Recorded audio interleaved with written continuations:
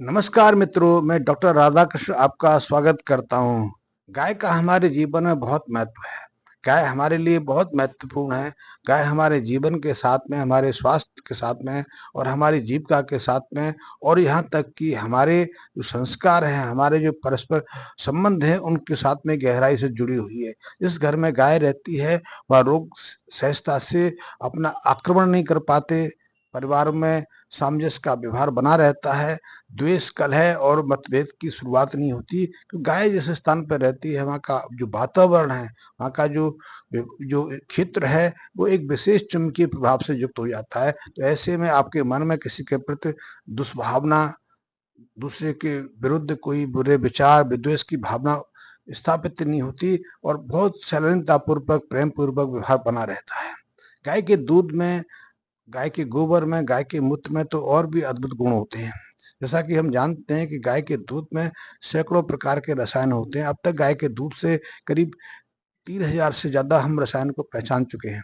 गाय के दूध में सिर्फ कार्बोहाइड्रेट, प्रोटीन, फैट, विटामिन्स और मिनरल्स ही नहीं होते। गाय के दूध में सैकड़ों तरह के जैव रासायन एंजाइम भी, जैव सक्रिय रसायन भी रहते हैं। इसमें बहुत सारे हार्मोन्स भी रहते हैं और वो बहुत महत्वपूर्ण है। गाय का जो प्रथम दूध होता है, इसको हम खीस कहते हैं, कोलोस्ट्रम कहते हैं। उसमें कैल्शियम की जो मात्रा है, वो सामान्य दूध की तुलना में 10 गुना तक देखी गई है, क्योंकि वो कैल्शियम गाय के जो हड्डियां हैं, खास करके जो उसकी पेल्विक रीजन की हड्डियां हैं, उनसे निकल कर आता है। इसीलिए सहजता से प्रसव क्रिया में बच्चे को बाहर आने का मार्ग बन पाता है। तो उस समय कैल्शियम आना बहुत महत्वपूर्ण है, अन्यथा वो जो प्रसव का मार्ग है, सहजता से खुल नहीं पाता। तो ये प्राकृतिक क्रिया है। तो ऐसे में जो हमने साल भर गाय को गर्भावस्था में उसको पोषक आहार दिया, वो पोषक आहार शरीर में जाके संचित होता है, वो हड्डियों में भी डिपॉजिट होता है और मांसपेशियों में भी जाके संचित होता है। लेकिन यही जो संचित आहार है, बच्चे के स्वास्थ्य और विकास में महत्वपूर्ण भूमिका निभाता है और यही जो डिपॉजिट पोषक आहार है, बाद में दूध पैदा करने में भी अपनी विशेष भूमिका निभाता है। यही प्रक्रिया में प्रसव के दौरान काफी मात्रा में कैल्शियम है, हड्डियों के अंदर जो संचित कैल्शियम है, वो वहां से घुलकर निकल कर खून में पहुंचता है और वही प्रथम खीस में बाहर आता है। पहली चीज तो कैल्शियम की मात्रा कई गुना बढ़ जाती है। दूसरा, इसमें बहुत मात्रा में प्रोटीन रहता है। प्रोटीन शरीर के लिए, शारीरिक विकास के लिए, ऊत के निर्माण के लिए, रोग रक्षा के लिए बहुत महत्वपूर्ण रहता है। एक चीज और आपने देखा होगा कि माँ के शरीर में चाहे किसी भी पोषक तत्व की कमी हो, लेकिन माँ के शरीर में ऐसी क्षमता है कि बच्चे के विकास में उन पोषक तत्वों की जो कमी है, आड़े नहीं आती। बच्चों को वो पोषक आहार सहजता से मिल जाते हैं, इसलिए उसका विकास सहजता से होता है। हाँ, कुछ ऐसी चीजें हैं जैसे माँ के शरीर में खून की काफी कमी है, तो बच्चे के विकास से पहले ही अबॉर्शन हो जाता है, गर्भ गिर जाता है, या फिर बच्चे की जो विकास क्रिया है थोड़ी स्लो हो जाती है, धीमी हो जाती है। फिर भी बच्चे को पर्याप्त मात्रा में खून बनने के लिए जो आयरन है, माँ के शरीर से पहुंच जाता है। इसी तरह आयोडीन है, जिंक है, दूसरे जो अति दुर्लभ जो खनिज हैं, वो भी सहजता से माँ के शरीर में, चाहे वो न्यूनतम स्तंभ पे हो, वो भी बच्चे के शरीर में पहुंच जाते हैं। तो दूध बहुत महत्वपूर्ण है। दूध में न केवल खनिज तत्व रहते हैं, काफी मात्रा में विटामिन भी रहते हैं और सबसे अच्छी चीज है, उसमें रोग रक्षक एंटीबॉडीज रहते हैं। इसके अलावा उसमें कई ऐसे हार्मोन्स रहते हैं जो बच्चे के विकास के लिए बहुत महत्वपूर्ण है, क्योंकि यदि दूध में वो हार्मोन्स ना हो तो बच्चे की जो विकास क्रिया धीमी पड़ सकती है। अन्यथा आपने देखा है कि बच्चे का विकास पहले 1 साल में जितनी तीव्र गति से होता है, उतनी तीव्र गति से जीवन में फिर कभी नहीं होता।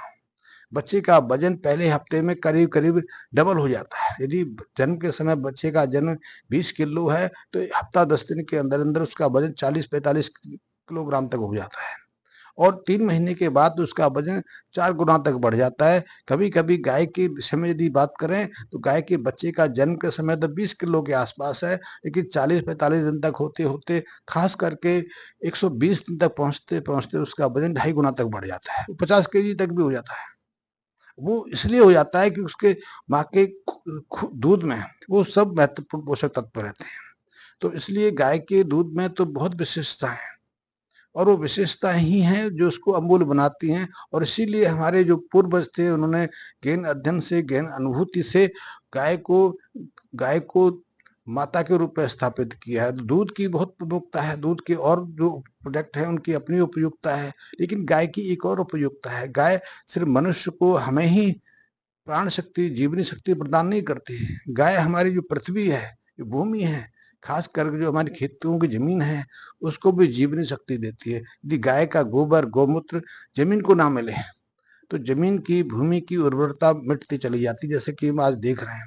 आज आज हम अपने देश की बात करें तो ज्यादातर देश के ऐसे खेत हैं, मिट्टी है, इसमें ऑर्गेनिक कार्बन की मात्रा लगभग लगभग विलुप्ति के कगार पर आ गई है। पंजाब की बात करें तो पंजाब के खेतों में जो ऑर्गेनिक कार्बन है वो 0 स्तर पर पहुंच गया है। आज वहां आर्टिफिशियल कृत्रिम तरीके से ही खेती हो रही है। यदि वो अपने खेतों में फर्टिलाइजर डालना छोड़ दें और फर्टिलाइजर के साथ में, बीजों के साथ में यदि वो पेस्टिसाइड, इंसेक्टिसाइड का ना प्रयोग करें तो उनके लिए खेती लेना दुर्लभ हो जाएगा, मुश्किल हो जाएगा।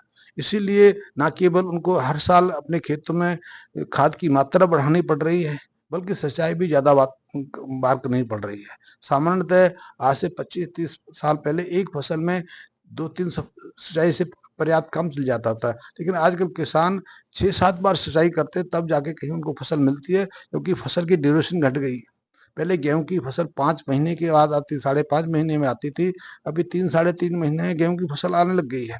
ठीक यही धान की फसल के साथ में, पहले धान की फसल को पकने में 6 महीने का समय लगता था, अब धान की कई ऐसे बीज आ गए हैं, कई ऐसी किस्में आ गई हैं तो 3-3.5 महीने में तैयार हो जाती है। लेकिन 3-3.5 महीने में भी सिंचाई जो है वो 3 गुना, 2 गुना बढ़ गई है।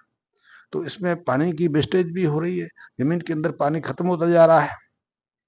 लेकिन इस सारी समस्या का समाधान गाय के पास में है। गाय के गोबर में, गौमूत्र में ऐसे विशेष विशेष तत्व रहते हैं जो इन जरूरतों को सहजता से पूरा कर देते हैं।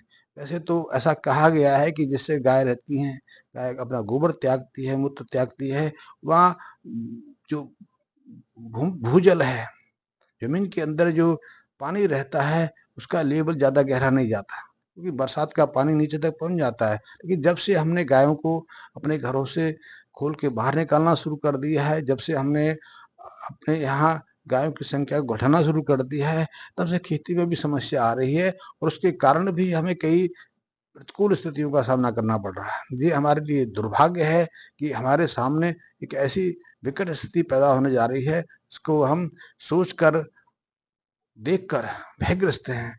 क्लाइमेटिक वेरिएशन जो है, क्लाइमेटिक चेंज को लेकर पूरी दुनिया त्रस्त है, उसके पीछे भी कारण यही है। फिर बात इस विषय पर हम फिर करेंगे। अभी तो मैंने ये कहा कि गाय के दूध में बहुत दिव्य गुण रहते हैं, इसलिए हमें गाय के दूध को कभी अपने से अलग नहीं करना चाहिए। खास करके बच्चों को तो नियमित रूप से गाय के दूध का प्रयोग कराना चाहिए, ताकि वे स्वस्थ रहें, निरोगी रहें, संस्कारवान रहें। अन्यथा हमारे सामने वो भी एक समस्या है। धन्यवाद मित्रों।